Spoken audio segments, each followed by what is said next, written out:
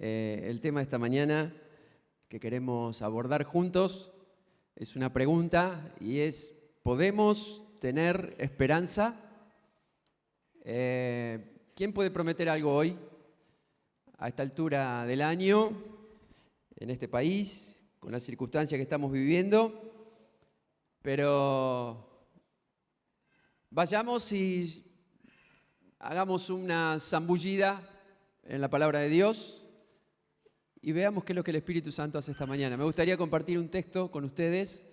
Lo encontré en lo que se llama la Nueva Traducción Viviente. Es una versión de la Biblia que nos permite entenderlo más fácil, y la verdad me sorprendió este versículo 13 del capítulo 15 de Romanos, donde el apóstol Pablo habla acerca de tener esperanza. Y es una oración y él dice: le pido a Dios, que es la fuente de esperanza, que lo llene completamente de alegría y de paz, porque confían en Él.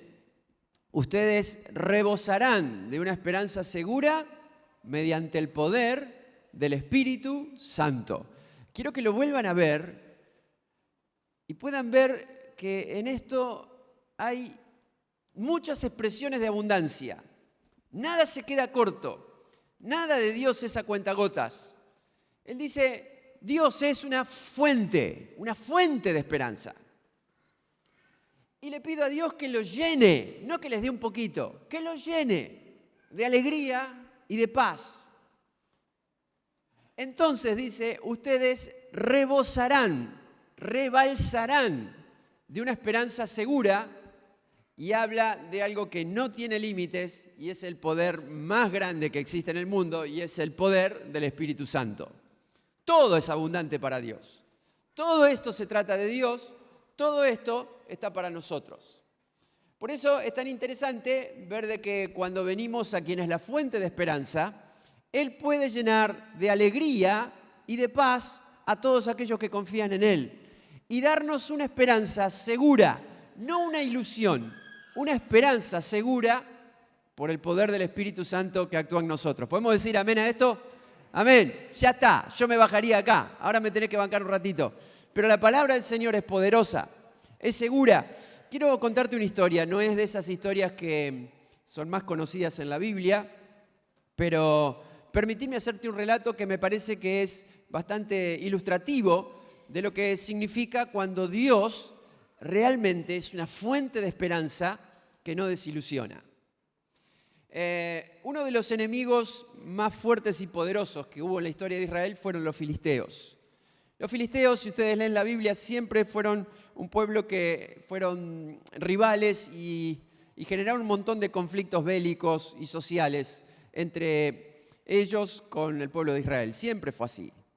Y en un momento de la historia, en un clima de guerra previo a la batalla, el ejército de los filisteos estaba de un lado y el ejército de los israelitas estaba del otro lado, al mando del rey Saúl.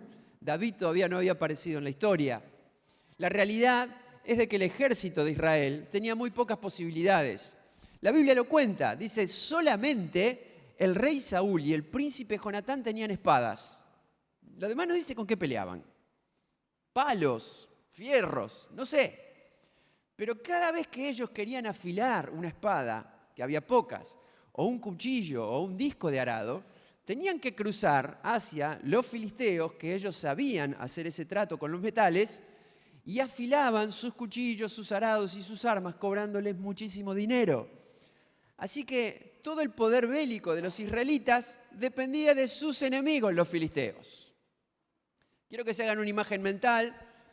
El pueblo o el ejército de los filisteos de este lado, atrás, mucho más adelante, quizás 1 kilómetro más adelante, hay lo que se llama una avanzada, que es un pequeño grupo de soldados. En este caso eran unos 20 soldados filisteos que estaban allí en el extremo, frente a un peñasco, y ellos estaban allí como un ejército de guardia, como centinelas, para ver qué era lo que sucedía del otro lado. Hay un gran peñasco, hay un valle en el medio y otra vez otra ladera de este otro lado, y de este lado está el ejército de Israel. Casi seguro que entre estas dos montañas, en el valle, se iba a desarrollar la batalla. En un momento inesperado, el príncipe Jonatán, hijo del rey, decide hacer una incursión personal y desaparece sin que nadie se dé cuenta. Siempre a su lado había lo que se llamaba en esa época un escudero. Él tenía un soldado personal que luchaba al lado de él, que muchas veces se ponía delante para defenderlo con su escudo, y que era alguien que lo seguía todo el tiempo en todas las batallas. Él solamente le dijo a su escudero: acompáñame, y sin que nadie se diera cuenta, ellos se escabulleron y se fueron y bajaron por la ladera del peñasco, quizás poniendo los pies adelante para no caer. Era muy empinada esa ladera, y entonces, escondiéndose en algunos arbustos, llegaron hasta la base del valle. Y ahí Jonatán habla con el escudero y le dice estas palabras: para Dios los números no cuentan. Cuando Él quiere vencer, las peleas son suyas. Así que le dice al escudero: somos pocos, pero estamos en manos de Dios. Te propongo esto. Vamos a salir al valle. Seguramente los enemigos nos van a ver desde allá arriba. Si ellos nos dicen: quédense quietos, ¿qué hacen ahí? Lo primero que hacemos es volver para atrás y nos escondemos. Pero si llegan a decir: vengan a pelear, vamos a tomar esto como una señal de Dios y el Señor de Dios nos va a dar la victoria. El escudero le dice: yo estoy al lado tuyo. Lo que esté en tu corazón, yo voy con vos. Los corazones laten a 1000, se miran entre ellos y dicen: vamos.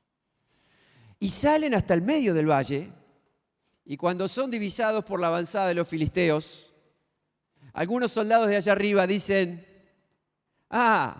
salieron del escondite, vengan a pelear de una vez. Jonatán lo mira al escudero y salen como 2 leones furiosos, corriendo por lo que resta del valle y comenzando a agarrarse ferozmente de todo lo que pueden para subir ese peñasco empinado, casi 90 grados. Y van realmente enfurecidos, encendidos, a pelear una batalla totalmente desigual. Entiendan ustedes que los soldados de los filisteos están arriba, en la cúspide, y hay 2 tipos que están subiendo desde abajo.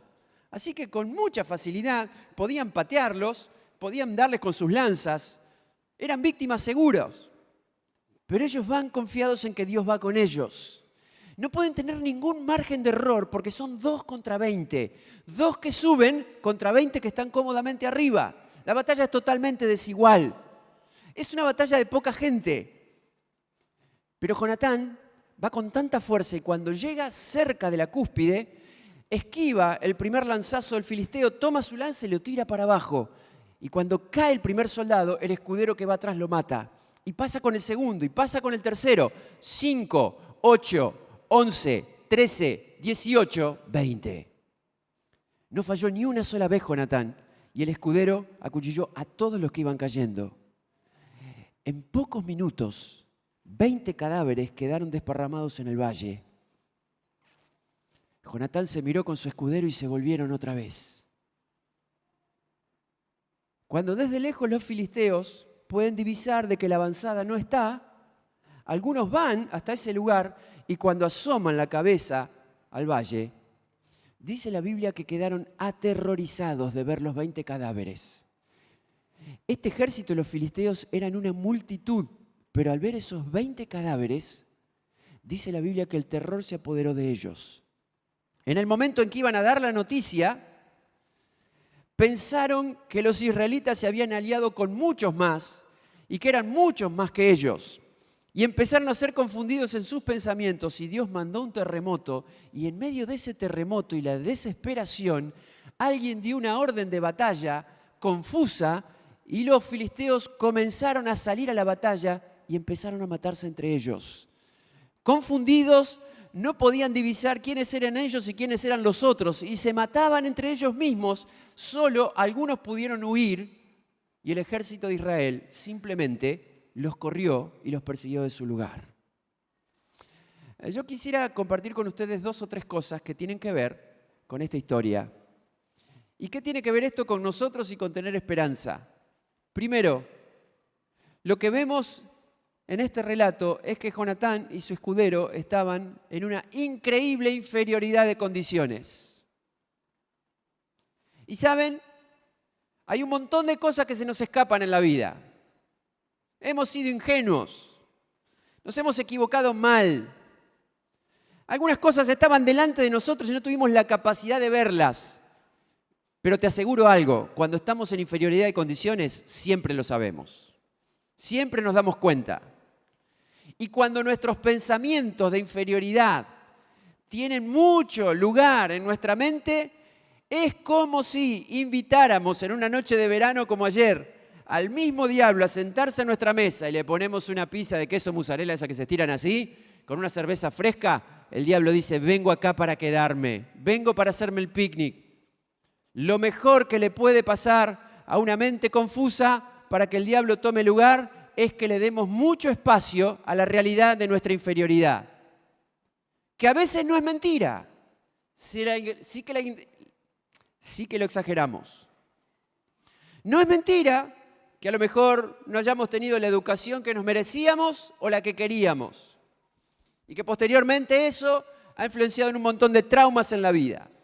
Cuando vamos creciendo y nos damos cuenta de que algunas cosas no fueron como tendrían que haber sido. Que nuestra formación es limitada. Que otros tuvieron otras posibilidades. Por eso hoy otros tienen otra proyección que nosotros no podemos tener. Económicamente, a veces estamos en una situación de inferioridad que nos provoca un montón de situaciones difíciles. Y ni hablar de nuestra propia cuestión psicológica. Cuando muchas personas se sienten inferiores de por sí frente a todas las situaciones de la vida, sacan los espejos de la casa porque no se pueden ver. No pueden ver ese rostro triste, no pueden ver esa silueta que los molesta. La inferioridad lleva a todo un mecanismo mental que se llaman los complejos de inferioridad, donde de alguna forma comenzamos a hacerlos más grandes y evidentes en nuestra vida y los vemos nosotros más grandes que todos los demás. ¿Quién te saca de ese mundo? 2 contra 20. Quiero decirles que estas cosas pueden ser reales. Y cuando se trata de tener esperanza, frente a tantas situaciones de inferioridad, cuando las condiciones son todas de esta manera, lo único que nos queda por hacer es dejar de pensar en quiénes somos nosotros, porque no se trata de nosotros, se trata de Dios. ¿Quién te hizo creer que las cosas dependen de vos si estás en las manos de Dios? No solamente eran 2 contra 20, no era una pelea que se podía desarrollar en el llano, ya era desigual de por sí, sino que las condiciones también eran muy distintas porque ellos dos iban de abajo hacia arriba. Lo que nos puede hablar de que todo generaba una situación de inferioridad. Miren, este mismo Pablo que acabamos de compartir este pasaje en el capítulo 13, en el capítulo 5 de la carta a los Romanos dice, esa esperanza que nosotros tenemos nunca acabará en desilusión, pues sabemos con cuánta ternura nos ama Dios, porque nos ha dado su Espíritu Santo para llenar nuestro corazón con su amor. Otro pasaje de abundancia. No se trata de mí, sino se trata del Señor. Algo que nos tiene que dar tranquilidad. Por lo menos a nosotros, en este ámbito de la iglesia, en esta familia que somos, es que no tenemos que aparentar lo que no somos. Si te va bien, este es el lugar para venir a disfrutar. Si te va mal, este es el lugar donde tenemos que venir a sobrellevar los unos la carga de los otros. Nada que aparentar. Algunos, como acabamos de escuchar recién, han estado mucho tiempo en la puerta ahí y creen que tienen que solucionar muchas cosas en la vida para venir a un lugar acá. Amigos, acá somos como somos, con los problemas que tenemos, con nuestras limitaciones y dependemos del Señor. Dependemos del Señor. Porque dependemos del Señor nos va bien, porque dependemos del Señor a veces nos va mal, nos equivocamos y volvemos a depender de Él. No tenemos nada que aparentar porque nos refugiamos y nos amparamos en lo que el Señor es, a pesar de nuestra inferioridad. Que no la negamos, pero que no nos va a dejar escondido detrás de un arbusto. Nunca. En segundo lugar, porque Dios está con nosotros, porque el corazón de estos dos hombres confía en que Dios está con ellos y de esa manera salen como dos leones a trepar esa ladera, es de que no importaba que sean menos, sino que tampoco no les importó que las condiciones sean desfavorables. Porque la inferioridad habla de mí y de lo que yo soy, pero a veces las condiciones y las perspectivas desfavorables tienen que ver con todo lo que está a mi alrededor. Entonces no es solamente que a mí no me alcanza, nada de lo que está alrededor me ayuda. ¿Han visto ustedes cómo nos presagian este 2019? Dicen, va a ser un año difícil, como el que el 2018 fue maravilloso. ¿Quién puede prometer algo? ¿Quién? Los que saben no se animan. Los que no saben se animan, pero saben que no saben. ¿A quién le creemos? No le podemos creer a nadie. Lo único que podemos presumir es de que nos va a esperar un año difícil. Difícil en lo económico, difícil en lo social, difícil en lo político. Hay que elegir este año otra vez autoridades.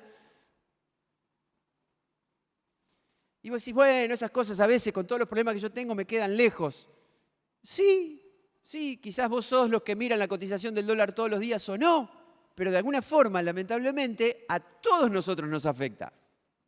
Nos afectan las facturas de servicios, nos afectan los precios, y todo eso genera un malestar que se traslada a lo social, que se traslada a lo que pasa en la calle, que se traslada a lo que vemos en la televisión y que se traslada a la mesa familiar. No llega a todos. Ahora, ¿qué es lo que nos espera frente a tanta inseguridad, frente a tantas pocas cosas que podemos llegar a creer que pueden pasar? Cuando nos damos cuenta que vivimos en un país que equilibra los precios con otros países del mundo, pero a nosotros nos quedan carísimos porque ganamos poco, porque en otros países del mundo la gente deja un trabajo porque puede buscar otro mejor. Acá hay gente que sale desesperada a poder conseguir un trabajo o a tratar de retener el que tiene. Ya está, no me estoy quejando. Es lo que vivimos. Las perspectivas no son buenas. Quizás las perspectivas en lo personal tampoco son buenas. Miren, no es fácil cuando en la vida vamos trepando un peñasco hacia arriba y no vamos a llegar a la cima para batir un récord, para decir acá llegamos, sino que llegar a la cima significa encontrarse con 20 hombres más que nos van a impedir llegar. Esa es la realidad de Jonatán y su escudero. ¿Qué capacidad hay en su mente y en su corazón para dejar de lado la inferioridad y todas las perspectivas desfavorables? Cuando yo te decía que todo lo que pasa en el país termina influenciando en la mesa familiar, en las relaciones, hace muchos años atrás, el profeta Miqueas empieza a decir, no solamente las cuestiones sociales nos hacen muy mal, sino que también las cuestiones familiares. Porque a veces las perspectivas más desfavorables las tenemos dentro de las cuatro paredes de casa. Hay situaciones que parecen irremontables. Cuando no solamente se trata de lo que yo pienso, sino también de todo lo que me pasa. Y lo que me pasa con los más queridos, con los más cercanos. ¿Qué me importa lo que pueda llegar a pasar en el país? Ojalá nos vaya bien, pero yo tengo mi problema acá, metido. Es una realidad que no podemos cambiar.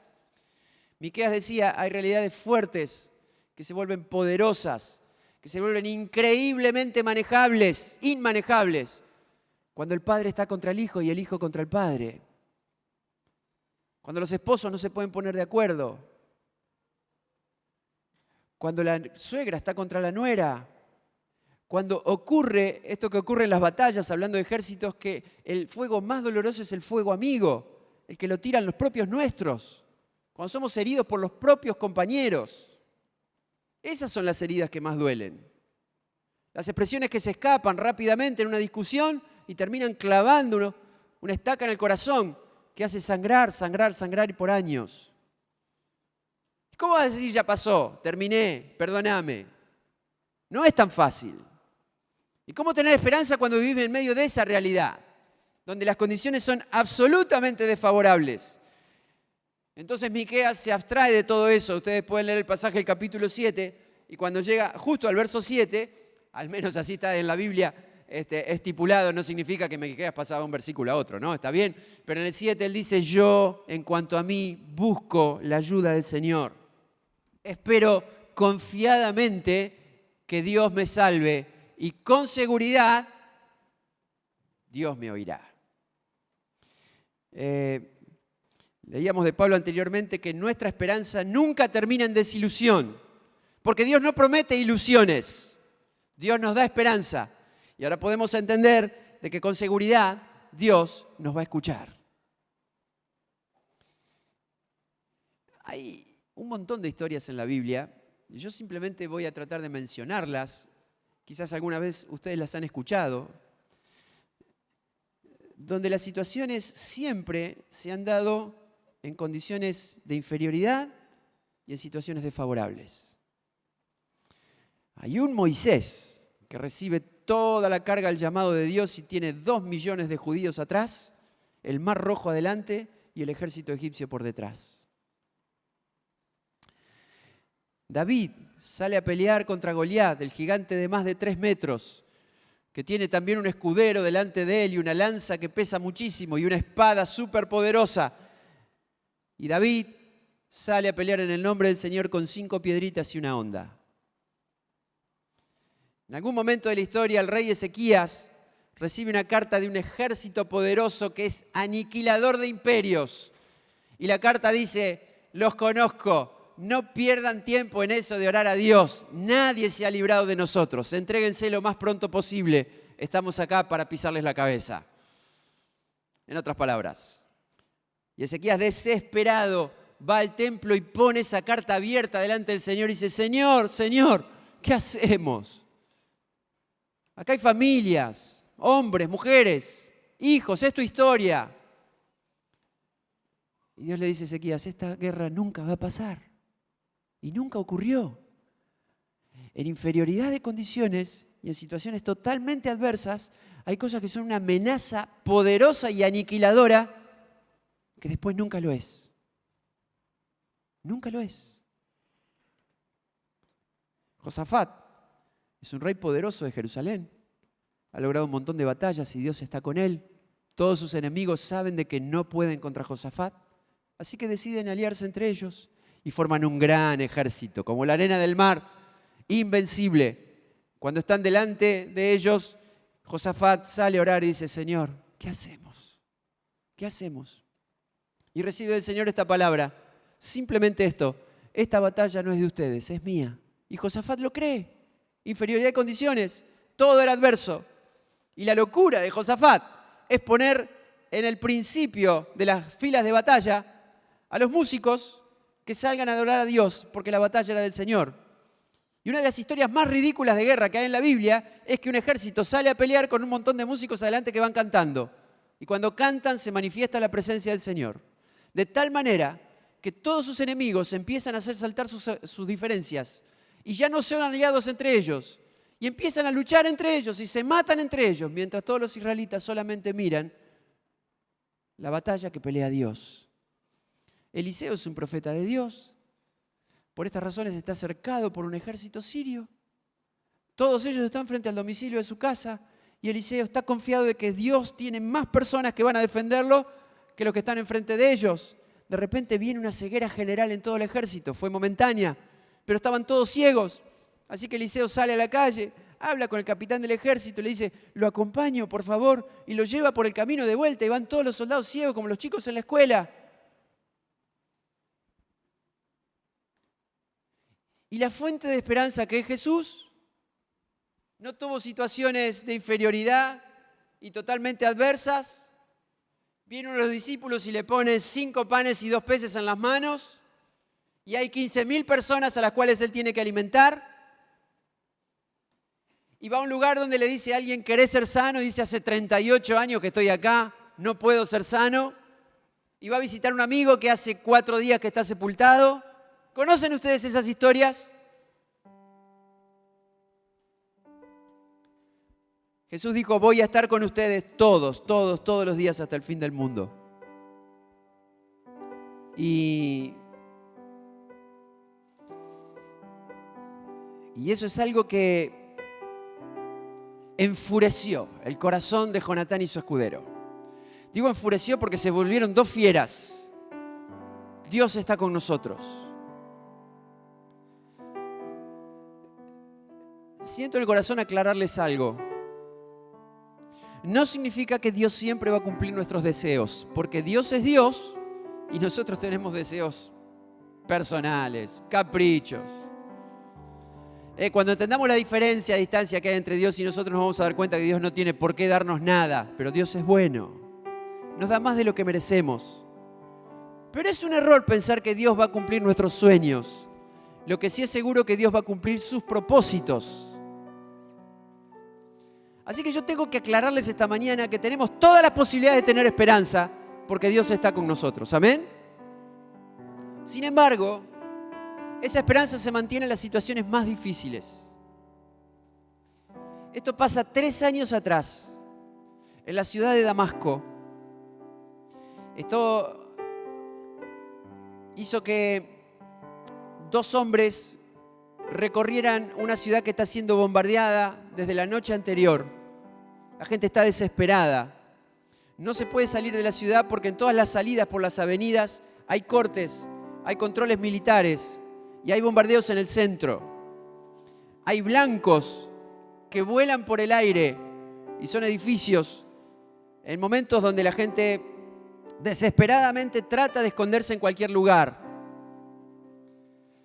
La gran lucha entre los sunitas y los chiitas se ha llevado a la política de Siria y quieren bajar el régimen de Bashar al-Assad. Así que se pelean entre ellos.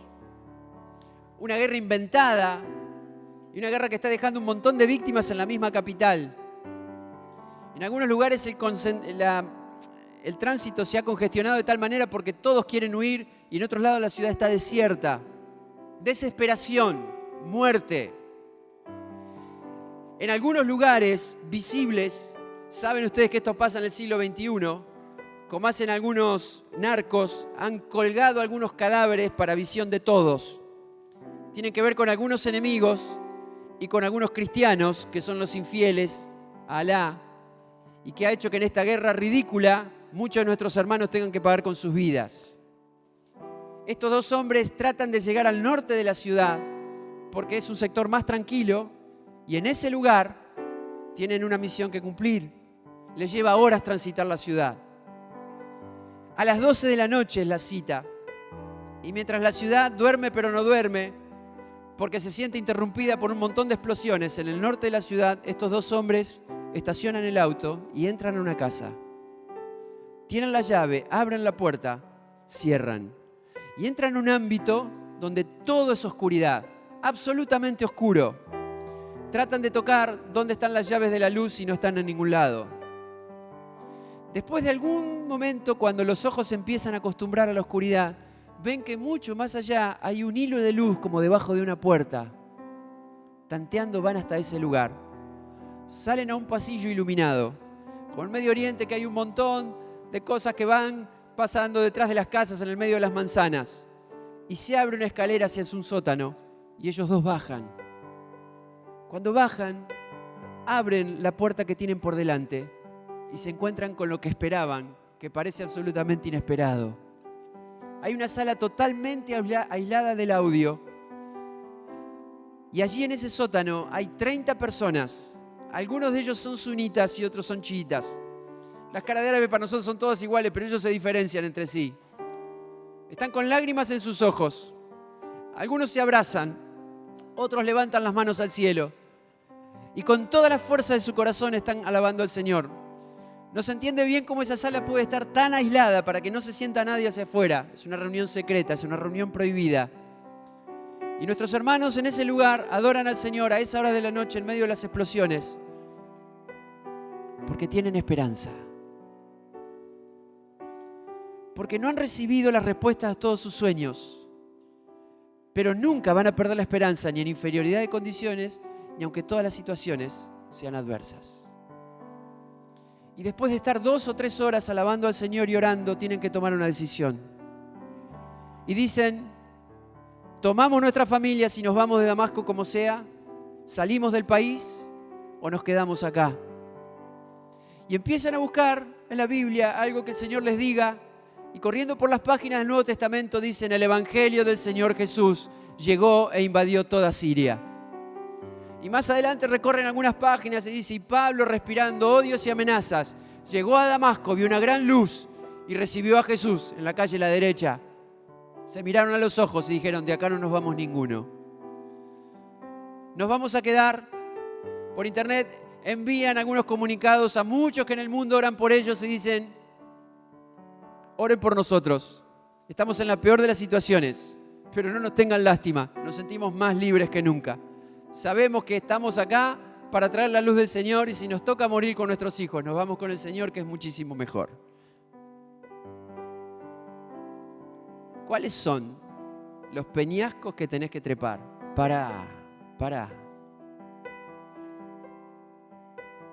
Paremos. Dios está con nosotros. Dios está con nosotros. Que hay 20 hombres arriba, que son 10 veces más que nosotros, que nos están esperando. Sí, pero Dios está con nosotros. Y cuando Dios está con 2, no importa que sean 20. Lo último que quiero decirles esta mañana es que siempre es necesario, para alimentar la esperanza, dar un primer paso de fe y de valentía. Estos 2 muchachos escondidos detrás de los arbustos, con el valle por delante y el peñasco allá enfrente, dicen: tenemos que dar el primer paso. Así que si estás orando para que el Señor despierte un fuego en tu corazón, tenés que dar el primer paso de valentía. Y es salir adelante. Este Jonatán, que tenía este fuego en el corazón, un tiempo después se conoce con David, otro tipo encendido, otra fiera más. Hicieron una sociedad increíble.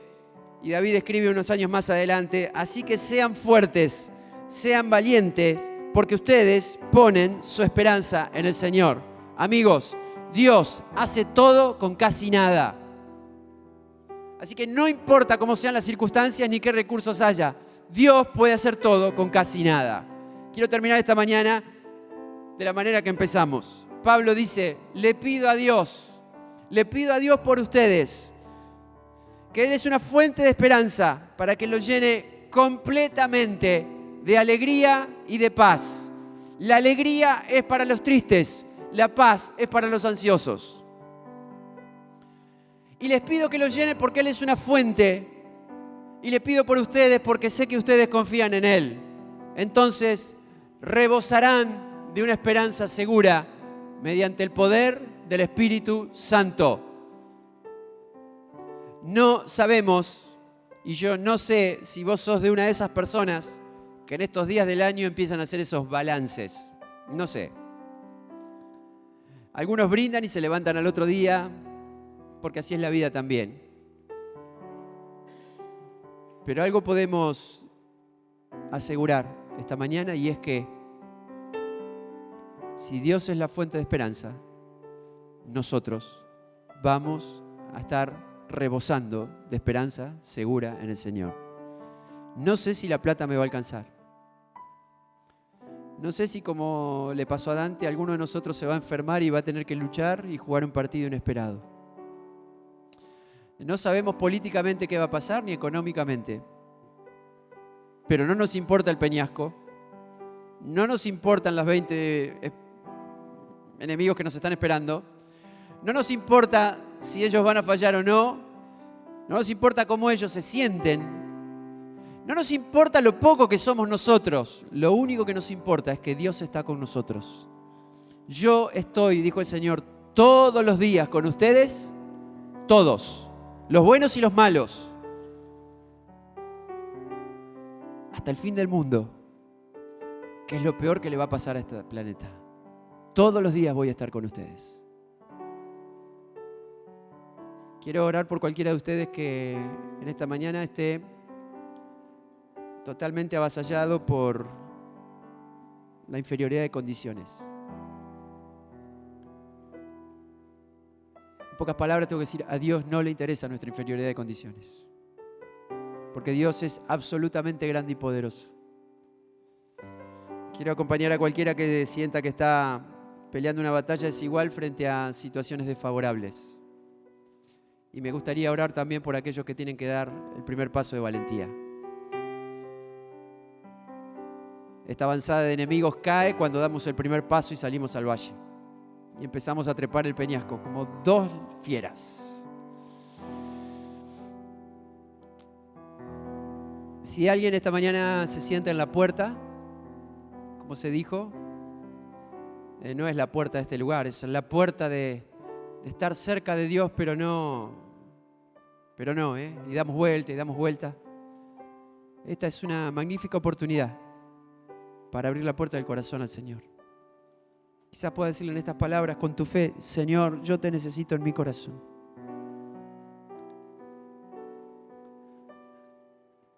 Te pido que perdones todas mis equivocaciones, Señor, todos mis pecados. Y que seas mi Salvador, porque necesito entender, comprender y creer sobre todas las cosas que estás conmigo también, Señor. Inúndame con tu paz y con tu alegría, como leímos en tu palabra. En el nombre del Señor Jesús. Amén.